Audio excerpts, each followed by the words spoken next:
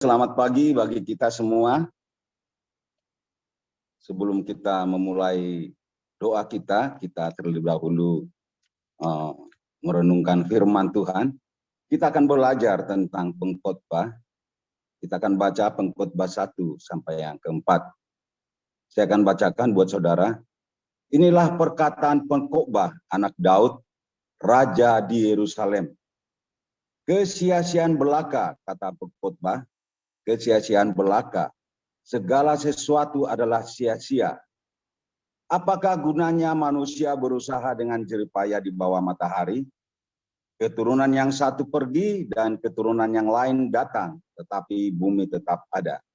Saudaraku yang terkasih, tema kita pengkhotbah ini adalah waktu dan kesempatan. Bagaimana kita menggunakan waktu dan kesempatan. Tapi seringkali banyak orang salah tafsir. Mereka berkata bahwa temanya adalah kesia-siaan. Tapi tema yang utama adalah berbicara tentang waktu dan kesempatan. Kitab Pengkhotbah adalah kitab yang ditulis oleh Raja Salomo. Raja yang penuh hikmat. Dikatakan oleh Raja 4, Raja Salomo hikmatnya sangat luas seperti hamparan pasir di tepi laut. Bukan hanya dia sangat bijaksana, tetapi Raja Salomo adalah raja yang sangat terkenal, raja yang penuh hikmat dan raja yang sangat kaya raya. Dia memiliki banyak harta.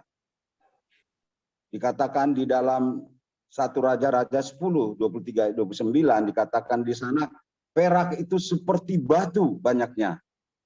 Ya. Pohon aras begitu banyak.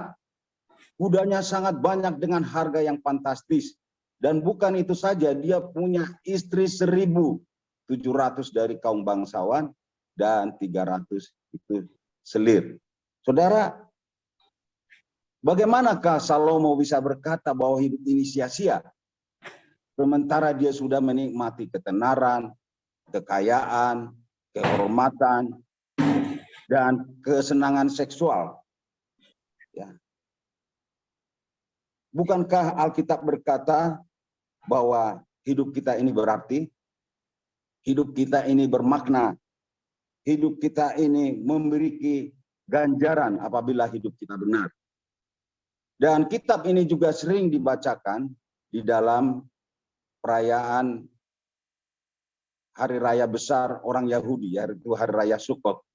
Dan kitab Pengkhotbah ini dipandang sebagai celebration of life. Bagaimanakah seorang kepala keluarga berkata atau menasihati anaknya atau keluarganya dengan mengatakan hidup ini sia-sia, hidup ini hampa, hidup ini tidak berarti. Bukankah kepala keluarga itu bertindak seperti orang yang frustrasi? Dan mengapa juga kitab Salomo, kitab Pengkhotbah ini ditulis sampai 12 pasal kalau seandainya hidup ini hanya sia-sia? Saudara, untuk kita bisa mengerti suatu kata yang sudah diterjemahkan, kita perlu melakukan pendekatan secara antropologi budaya. Karena suatu kata apabila diterjemahkan ke bahasa yang lain, seringkali mengalami kehilangan makna, kehilangan nilai, kehilangan konsep. Contoh misalnya, satu kata bahasa Jawa, eleng. Kalau diterjemahkan dalam bahasa Indonesia, itu hanya maknanya ingat. Mungkin kalau kita ingat, kalau dikatakan ingat, itu mungkin ada dalam ingatan kita adalah pemilihan umum. Seperti yang sering kita dengar di televisi, ingat gitu ya. Tetapi dalam bahasa Jawa, eleng itu bukan hanya sekedar ingat, ada makna yang dalam di sana, agar kita bisa menjalani kehidupan ini dengan benar, dengan baik.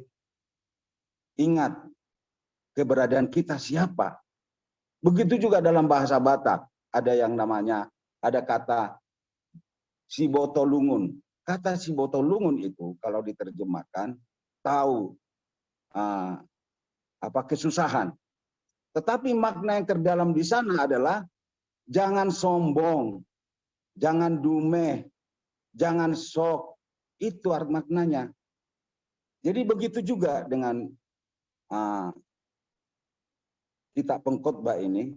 Kalau coba kita akan baca dalam bahasa Ibrani, ya, dalam bahasa yang asli, saya akan bacakan buat saudara. Havel, Havelin, Amar Kohelet, Havel, Havelin, Hakol, Habel. Kata firman Tuhan di dalam ayat yang kedua ini berbicara tentang Habel. Apa itu Habel? Siapa Habel? Habel adalah anak daripada Adam, anak kedua yang dibunuh oleh Kain. Kata Habel ini artinya setarik napas. Jadi tema kita adalah hari ini adalah hidup ini singkat, setarik napas. Jadi coba kita menarik napas kita, kemudian kita lepas. Jadi begitu singkat. Itu sebabnya hidupnya Habel itu singkat. Jadi ketika kita membahas ini, tentulah di sini pengkhotbah tidak berbicara tentang sia-sia dalam bentuk hampa, tidak berguna, tidak berarti. Tetapi di sini berbicara tentang bahwa hidup ini adalah singkat. Seperti tarikan napas. Ya. Jika kita membaca seluruh kitab Pengkhotbah ini, tidak ada kata yang lain. Kata sia-sia ini dituliskan dengan kata Habel. Kata sia-sia di dalam bahasa Ibrani ada dua, yaitu sak dan rik. Ya, sia-sia di sini berbicara tentang bahwa hidup itu berbicara tentang hampa atau kesia-siaan belaka. Ya, kita bisa lihat itu di Mazmur 60 ayat 13 dan juga Mazmur 2 ayat 1. Jadi kitab Pengkhotbah ini tidak berbicara tentang kesia-siaan, tetapi dia berbicara tentang singkatnya waktu dan hidup yang terlepas dengan sekejap. Jika hidup kita ini singkat, jika hidup kita ini rapuh, ya, apakah yang harus kita lakukan? Kita harus mempergunakan waktu kita dengan sebaik-baiknya. Pengkhotbah berkata, ya, semua ketenaran, semua kekayaan, kehormatan, kesenangan dia sudah nikmati. Tetapi semua akan berlalu. Semua hampa. Ya, karena itu adalah hal yang fana. Ya. Dia berkata bahwa dalam hidup kita ini kita perlu mengingat Tuhan dan menggunakan waktu kita sebaik mungkin untuk kita menjadi berkat. Karena semuanya akan kita pertanggungjawabkan. Jadi saudara, jika hidup ini singkat, apakah hidup ini harus kita isi dengan kebencian? Apakah hidup kita ini kita isi dengan hanya mementingkan diri sendiri? Apakah hidup kita ini hanya untuk bekerja, mencari uang, mencari harta, kesenangan kita sendiri? Apakah hidup kita ini harus kita buat untuk melakukan dosa? Hidup ini singkat, itu berarti hidup ini adalah kesempatan untuk melayani Tuhan. Hidup ini singkat, itu berarti hidup ini adalah kesempatan untuk bisa menjadi berkat untuk orang lain. Hidup ini singkat adalah untuk kesempatan untuk kita bisa menolong orang lain. Hidup ini singkat, itu berarti kita adalah kesempatan untuk bersaksi kepada orang lain. Kita mungkin bisa memiliki harta yang banyak, kekayaan, kehormatan, dan sebagainya. Tetapi itu harus kita tinggalkan. Tetapi harta kita, kekayaan kita akan bisa bermakna apabila kita bisa bermanfaat bagi orang lain dan juga khususnya kepada Tuhan. Mari lewat renungan ini kita bisa mengerti bahwa kita harus menggunakan waktu kita sebaik-baiknya untuk kemuliaan bagi nama Tuhan. Karena semuanya dari Tuhan. Tanpa Tuhan kita tidak bisa berbuat apa-apa. Kita bisa hidup oleh karena Tuhan. Kita bisa ada di sini oleh karena Tuhan.